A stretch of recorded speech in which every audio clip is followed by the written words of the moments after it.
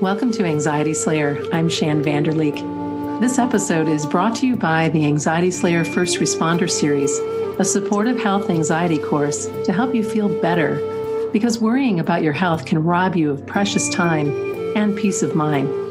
In this course, we respond to health anxiety challenges with step-by-step teachings, tools, and techniques to help you overcome health anxiety and calm your precious mind. Today, I have the pleasure of speaking with Eric Zimmer, a dad, serial entrepreneur, podcast host, behavior coach, and author. Eric is endlessly inspired by the quest for a greater understanding of how our minds work and how to intentionally create the lives we want to live.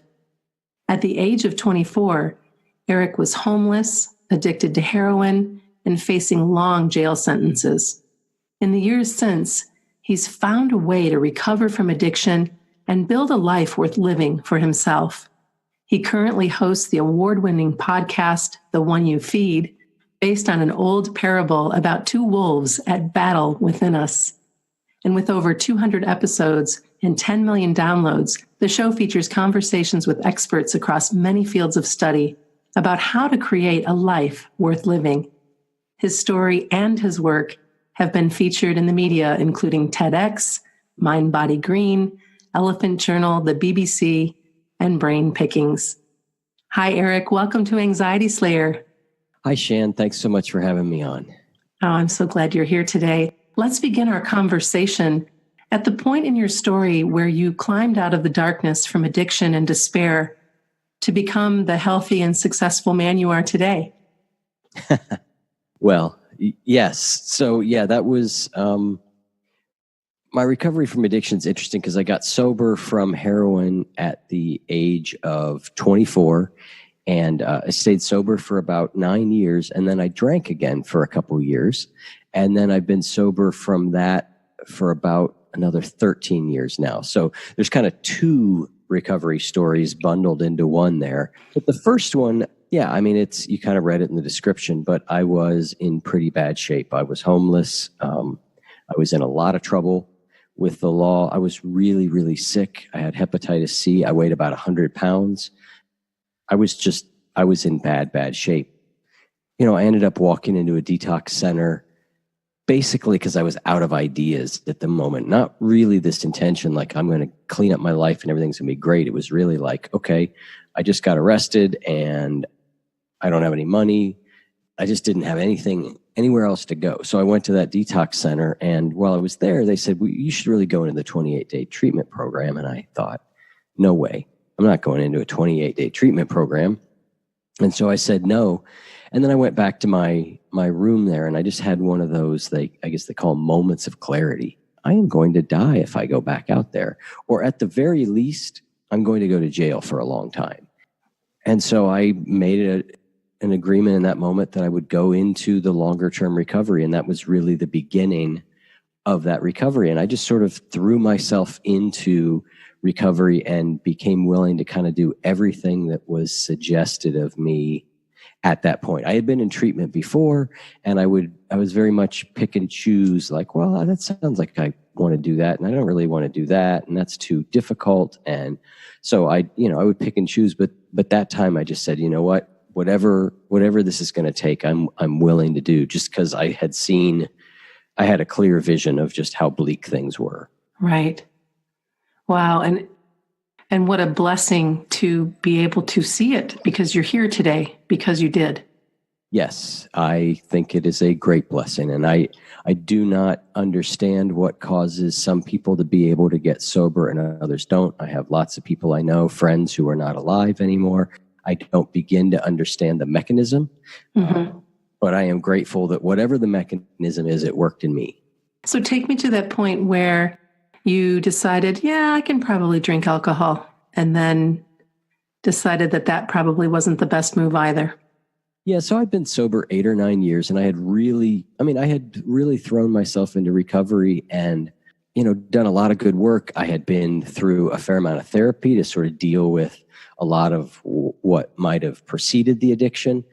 I was very successful in a career-wise. I was making good decisions about exercising, and I had a son, and I was taking care of my son. I had gone through a divorce a couple years before, and that was really, really painful and really difficult. And in that moment, I had sort of started to pull away from recovery. I had a very, when I got into recovery, it was a 12-step program. And the idea was, God is what gets you sober. Yeah, that's a very simplistic understanding. Right, sure. That's the one I had. And it was, you've got to believe in God, which I didn't really, but I said, you know what? I have to.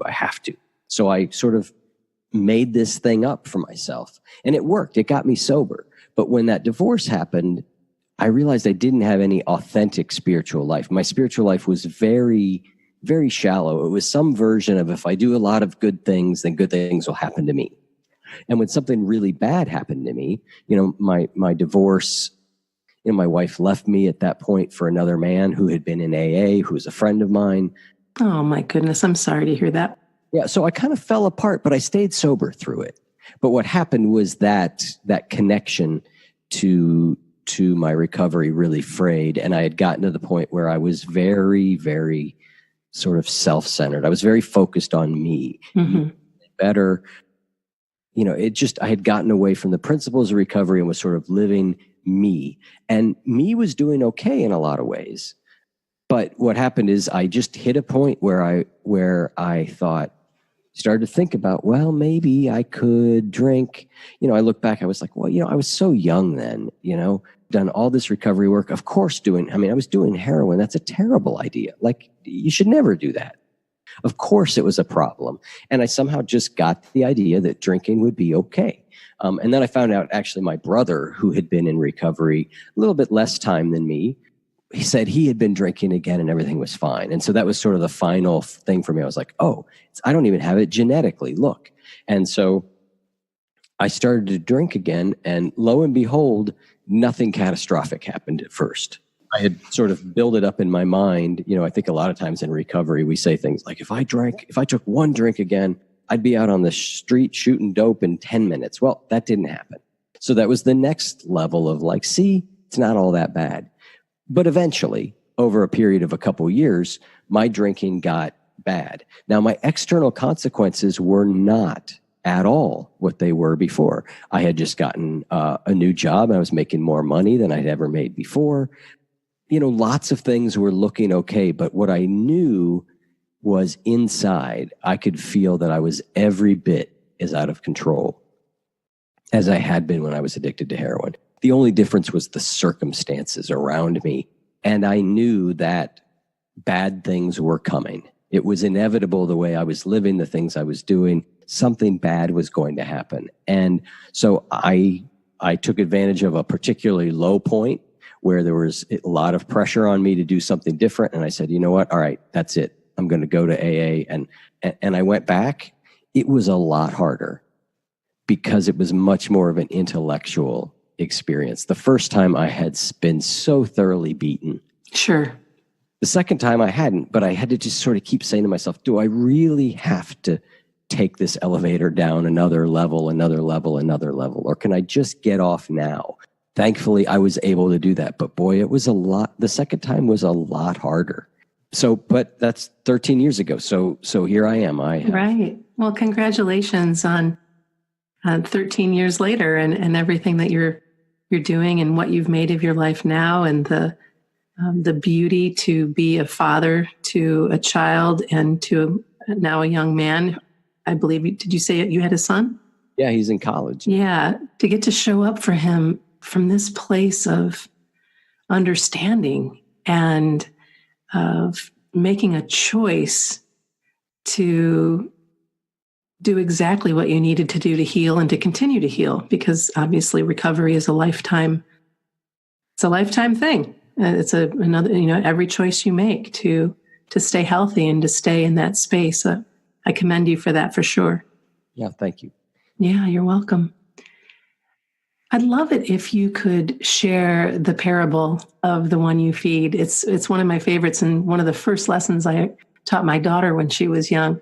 So when we found you for this podcast and for this conversation, I thought, oh, great, let's share this with our listeners and teach them how they can learn to feed the wolf in themselves, who is healthy, productive, and thriving.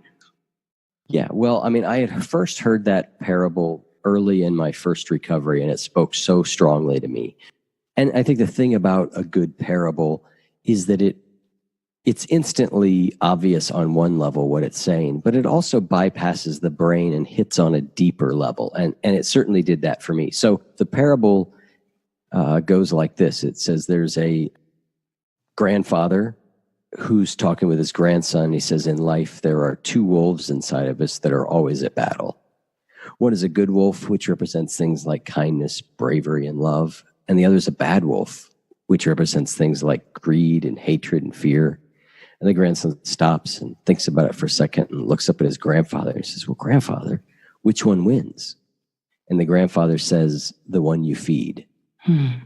So that's the parable. And obviously you can substitute grandmother and granddaughter and all that, which I actually show from time to time just to mix it up a little bit, because this really isn't a grandfather to grandson kind of thing. But again, immediately upon hearing it, you sort of go, it makes intuitive sense. It really does. And going back to sharing this with my daughter when she was young, it was probably not more than a month ago that she had made a decision and then changed her mind and then referred back to this very parable. And I thought, oh, how cool is it? How cool a parenting moment of, oh, that's so great that she's thinking that way. Which choice is going to serve me best for the long haul? Definitely a beautiful way to stop and check yourself. Yes, it's a very sort of effective. Again, it just sort of points to that. Life is a series of choice points. Mm-hmm. Those choices have consequences and implications. And the other thing I like about the parable, we get a lot of people on. I start every podcast off by asking people what that parable means to them. And I've interviewed over 250 people at this point. And so, everybody's got a slightly different answer, but a real common answer that people say is, well, I like the parable, but I don't really like that it talks about having to get rid of your bad wolf. We have these sides of us that aren't always wonderful, and we can't just shun those and lock them away. And the thing that I love about the parable, it doesn't say anything about doing that. No, it doesn't. Negative emotions are not these things that have to be shut away and shut down or starved.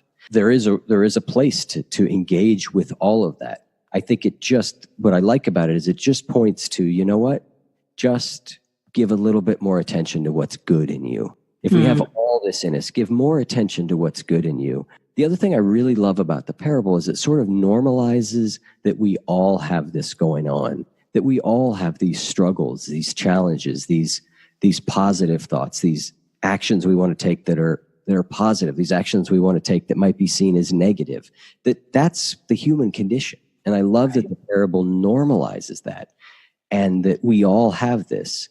And so I think that's another great part of it, is it just makes it clear that this is part of what being human is. In your work with your coaching clients and throughout your experience working with this parable, how do you best recommend that people learn to start feeding the wolf inside of themselves who is healthy? Well, I think it depends on what your personal interior landscape looks like. One of the things that I found for me is that feeding my good wolf is a lot of very mundane things.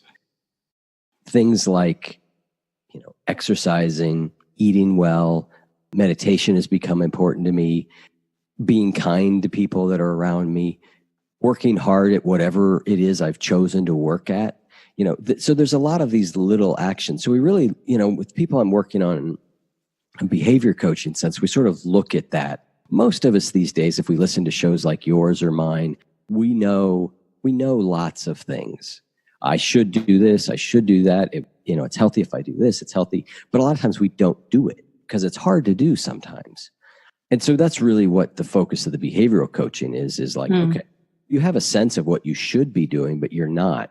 Let me help you sort of do that. Incorporate those things into your life in a way that actually sticks and you stay with over a long period of time. Because we've got most of us have such a history of starting a healthy behavior or stopping an unhealthy behavior and doing okay for a short time and then right back into it. And we develop these stories about ourselves that say things like, I'm the kind of person who starts things but never finishes them. Mm-hmm. I guess I'm just undisciplined because I can never stick with any of this. So since we develop these identities about ourselves, it's important to learn the skills of change. And we really can change. It's a skill. And that's a lot of what I work with people on, is learning the skills to enable them to be able to change. You know, most of our listeners are living with anxiety and post-traumatic stress. And one of the top issues is that they suffer with is health anxiety. I'd love to know what some of your most supportive practices for people who are really suffering with their minds. You know, what might they be able to start doing today, listening into us to kind of shift things? Well, you know, I always am careful with things like, trauma or deep depression or anxiety to say, like, I can't fix all of that, right? I'm not trained to do all of that, but I'm someone who has dealt with pretty serious depression throughout my life, and I know a lot of people who have. And my approach to that stuff is really to kind of throw the kitchen sink at it. That's kind of what I say about We agree. I can go in and get a medicine from my doctor, and that might be really helpful, and it has been for me. That I have gotten great benefit from that, but that was never enough for me. If I just did that, what I got was a minor, perhaps, alleviation of my symptoms. But I didn't go from being depressed to being healthy. I just was slightly less depressed. So for me, it really became about lots of other things. And I sort of named 3 of them that I really wish these weren't things that were important and helpful, because they're kind of a drag to do sometimes. Exercise, eating well, and meditation for me. Those are 3 sort of core practices that really make a big difference in my life. And I can just tell how well I'm doing. Often I'll find myself feeling kind of low and down, and I'll look and go, how have I been doing with that stuff? And I look back and go, not very well. Right. Those things are, at the very least, I think, we are animals at some level, right? Our physical body is important. And if we're not taking care of ourselves physically, we're going to feel like crap in some way. I'm not quite sure what your flavor of feeling like crap might look like. Might be depression, might be anxiety, might be lethargy, might be a combination of all those things. But we're animals, and this physical body needs tended, and it has a big impact. Now, I don't say that, if you just exercise and eat right and meditate for 10 minutes a day, all your mental health problems will go away. I don't think that's true. For some people, it is. Right. People it is, but for other people it's not. But I always believe it's a part of what we do. And then there's meaningful connection with other people, not being alone in whatever it is you're suffering through, having people that you can talk to. I think finding things to do in life that we enjoy is really important. Looking for activities that legitimately make us feel better. A lot of us, our leisure is it's kind of cotton candy entertainment, right? It tastes good for a second, but then, an hour later, you're like, oh, why did I do that? So much of our entertainment is that way because it's easy, right? We're tired. You work a full day, you're tired. You take care of your kids, you're tired. It just feels easier just to pick up the phone and scroll through Facebook than it does to pick up some hobby that you enjoy. So I don't pretend that this stuff is easy to do, particularly if you're dealing with anxiety or depression. These things that are so good for you can be so hard to do. Yeah. And so, I think finding a way to do it, finding support. I mean, the best insight I have is to start really, really small. If exercising is something that you believe makes you feel better, or you have some experience of doing it makes me feel better, then start really small. We have a tendency to be like, all right, I did this with meditation for years and years. I started meditating when I was like 18. That was a long time ago. And it wasn't till in my mid-40s that I became what I would consider a consistent, regular meditator, week after week, month after month, year after year. There was a lot of stop and start in there. And my problem was, there were 2 main problems. One was I'd read a book And so I get all inspired about how important meditation is. And I go, I'm going to do it again. And the book would say something like, well, ideally you meditate for 45 minutes a day. Well, that's really hard to do, particularly with like my mind. When I sit down and meditate, it's like the circus comes to town. Yeah. And so 45 minutes of that, I would gut it out for a few days. Oh, it was awful. And so I would just stop doing it. And then the other thing was I expected some sort of instantaneous results. You know, I expected that meditation would mean that my brain would quiet down and I would feel very peaceful. I'd hear these people say like, I just love to meditate. Yeah, right. Like, am I enlightened now? When I wasn't having that experience, I thought, well, this isn't working. When I finally learned, like, you know what, I'm going to start with 5 minutes of meditation a day or 3 minutes of meditation. Yeah, little steps. I'm going to do it every day. That's the commitment I'm going to make. I'm going to do it every day. And you know what? I'm not going to judge what happened during that period. I'm not going to decide I'm a good meditator, I'm a bad meditator. My only measure of success is that I showed up and did it. Right, that you sat and you did it. Yep.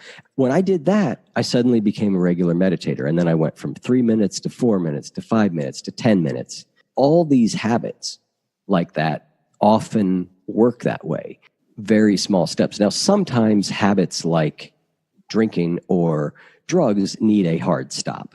Now, not everybody. There are lots of people who seem to be able to just sort of, they get things a little bit shifted around and their drinking falls into a normal place. But most people, if you've drank heavily or done drugs heavily, it's going to need to be more severe than that. It brings up a story. Right before I got sober that second time, I joined a program called Moderation Management. And it's a program that its basic premise makes sense. It says that the only real treatment we have in America for people who have a drinking problem is complete abstinence, and not everybody needs that. And you can learn to moderate. And I thought, perfect. Like, that's what I want. Because I knew what happens if I can't figure out how to moderate this, I'm going to have to go back to recovery and give up drinking altogether, which I did not want to do. So I threw myself into moderation management. I worked that program like there was no tomorrow. And the good part of that was I utterly failed. It's very helpful for me now to look back and go, you know what? I really tried. Yeah. I really tried everything I could do. I mean, like, I got help for this. I followed the program. It just was good for me. So I just sort of throw that in as an aside there as we talk about maybe, needing to stop certain things, cold turkey. If you're trying to build a new habit, it's really good to sort of start small, have very low expectations, and really focus on, it feels really good to say, I'm going to do X, and then do it. Right. It sure does. Influence to that. And so often it's important to pay attention to that. It's important because here's what a lot of us do. We go, all right, I know I need to exercise. I should go to the gym for 90 minutes a day, but I've heard that that's too much. So I'll do 10 minutes a day. And so they do 10 minutes a day, but instead of feeling good about it, they listen to that part of their brain that's like, 10 minutes a day is not enough. You really need to do 90 minutes. You're never going to get anywhere with that, right? And so it's important, like, that little, I took an action, or I said I was going to do something, I did it. That internal congruence feels good, and to focus on that. And the thing about motivation, we always think that we get motivated, then we do something. But it can work the other way around. Sometimes we do something, and that adds to and builds our motivation. Yeah, I love that. I love the incremental steps. I love just allowing yourself to begin. Again, as we're at the beginning of the new year with all of these goals and plans and dreams and ideas that we have about what's going to come, to just, for me, it was getting back on my yoga mat, which is now in my office on the floor in my face, to remind me that even if I just do 4 postures and some stretching, I've done more than I did the day before. That's right. And that feels good. And to not continually catch myself judging the experience, to back up and say, hey, wait a minute, you're on the mat, and that's good enough. And keep coming back. One of the things that we help people realize day in and day out is to eliminate caffeine. Yep. And so we'll get email after email saying, oh my gosh, it just didn't occur to me how much caffeine I was putting in my body. And since I've let that go. And there's some pain that comes with letting that go if you do a whole lot of caffeine. Yep. But on the other side of that, their anxiety is knocked down significantly. And similarly, a lot of folks were not understanding how your body processes alcohol and the detoxification process and how that causes anxiety as well. Right. And so just by bringing that forward and saying, hey, if you're going to drink, that's fine, but be mindful not to drink too much and not to drink too late into the evening when so many people who are air quotes partiers, right? Yep. And then all of a sudden, not only may you have a hangover, but you also might be going through this anxious, anxiety-ridden phase when your body is processing the alcohol. Yep. So it's just, but you have these little nuggets of these aha moments, these things that, this feels better. In all of these years since you really had your first moment of clarity to having it again years later and continuing to be sober now 13 years, what else besides your meditation and nutrition and exercise has kept you on track to feed that good wolf and that healthy part of your soul? I started the podcast because I felt like I needed more consistent reminders of how I wanted to live and what was important.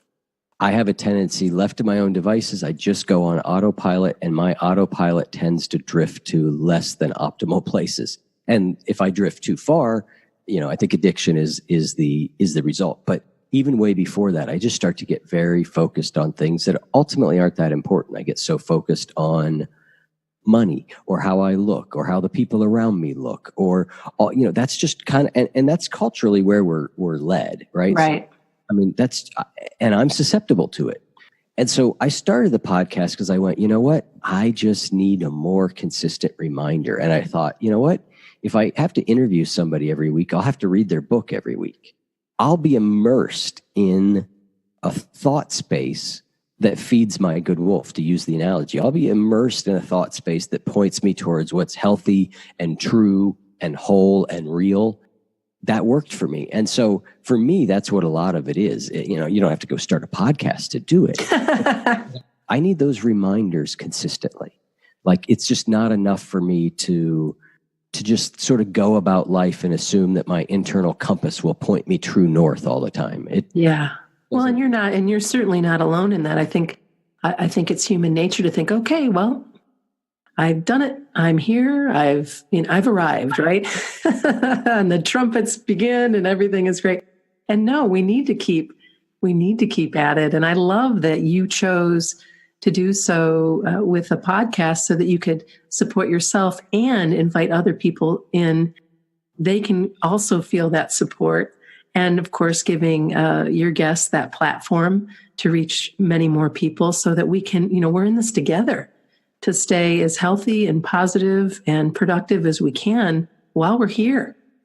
Right. Yeah, it was one of the best things I did. And my other real initial motivation was that my best friend is an audio engineer. And I thought, you know what? If we do this podcast together, we'll have to spend a lot more time together than we do. Because as an adult with a kid and a job, that spending time, that connecting with other people is harder to do. Yeah, it is. I needed it. I just knew I needed it. So I now think it was one of the best decisions I ever made in my life. But it was some internal intuitive knowing that I needed more than I was getting.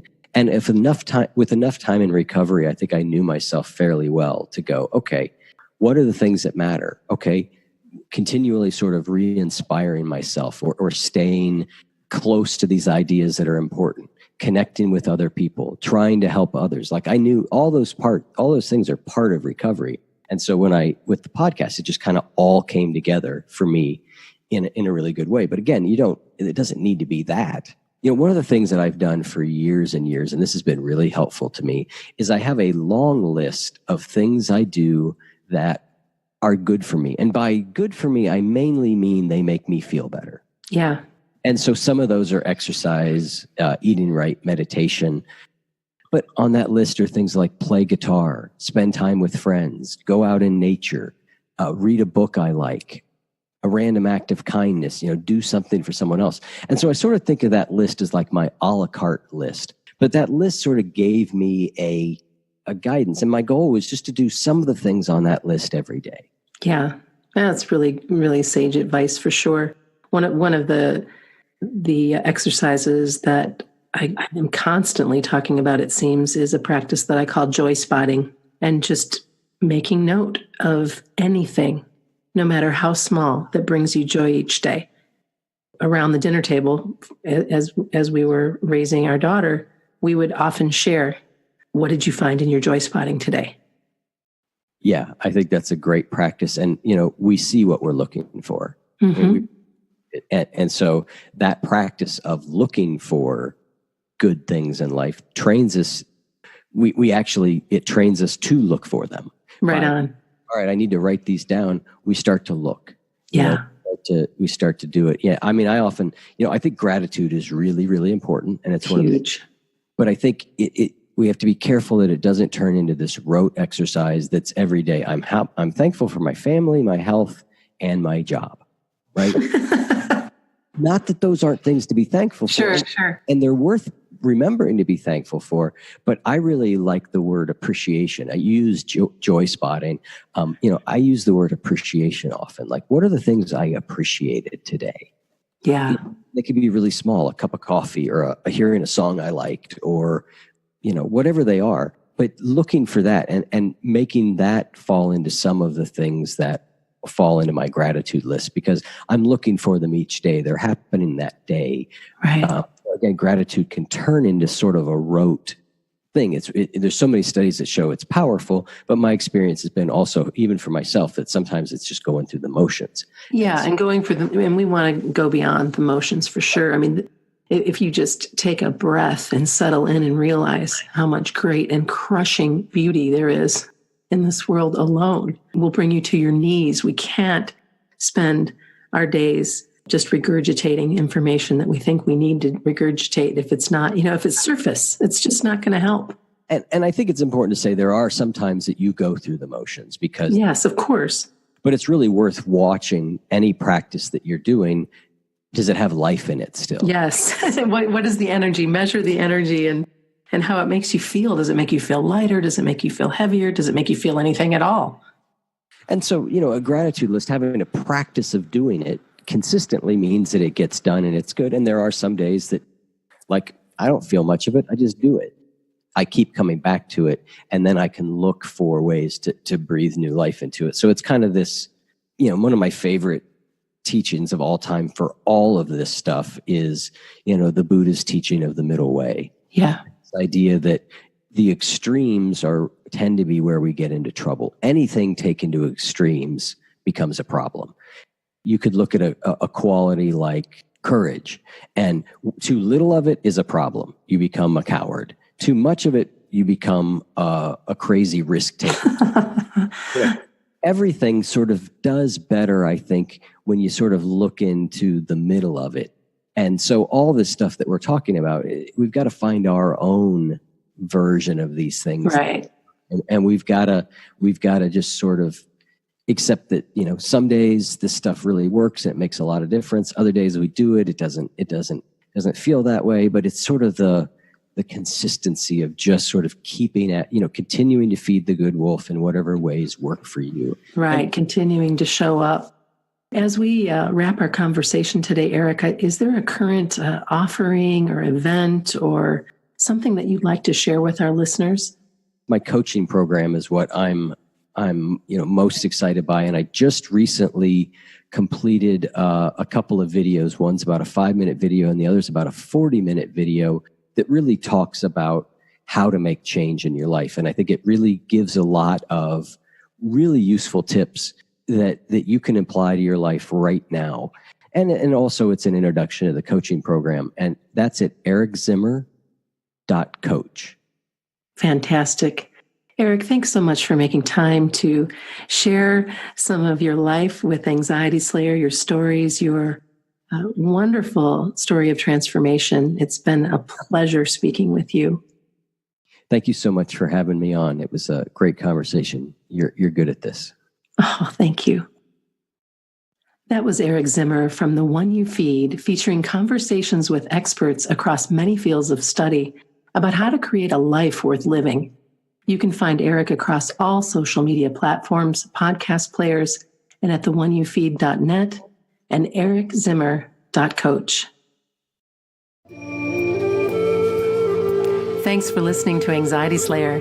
This episode is brought to you by the Anxiety Slayer First Responder Series, a supportive health anxiety course to help you feel better, because worrying about your health can rob you of precious time and peace of mind. Learn more at anxietyslayer.com.